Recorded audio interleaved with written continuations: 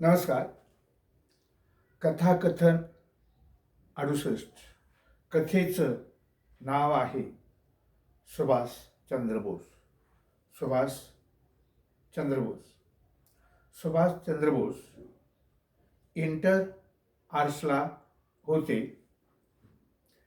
तेव्हा त्यांना एक प्राध्यापक इतिहास शिकवणारा होता. तो प्राध्यापक इंग्रज प्राध्यापक होता, ब्रिटिश प्राध्यापक होता. त्याचं नाव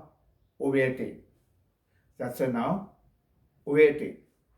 तो इतिहास विषय उत्तम शिकवायचा, छान शिकवायचा.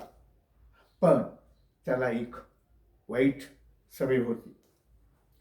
तो आपल्या भारतीय विद्यार्थ्यांना, मुलांना तुच्छ लेखायचा आणि म्हणून आपल्या भारतीय तरुणांचं रक्त सळसळायचं. याचा बदला कोण घेणार? त्या प्राध्यापकाचा बदला कोण घेणार? त्या युरोपियन प्राध्यापकाचा बदला कोण घेणार? आणि एक दिवशी असंच घडलं. ओवेटी नावाचे हे इंग्रज प्राध्यापक वर्गात आले आणि त्यानं सुरू केलं की भारतीय विद्यार्थी तुम्ही बावळट आहात. भारतीय विद्यार्थी तुम्ही बावळट आहात.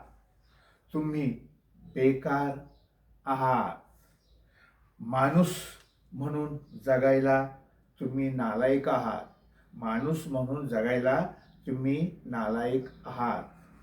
तुम्हाला आम्ही गुलामगिरीत ठेवले हेच योग्य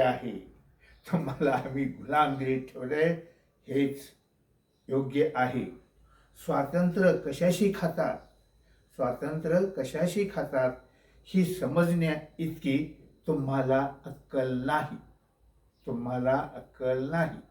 हे ऐकल्यानंतर सुभाषचंद्र बोस जागेवरून उठले आणि त्या प्राध्यापकाजवळ गेले आणि त्या प्राध्यापकाच्या गालावर जोरात मुस्काटात मारले.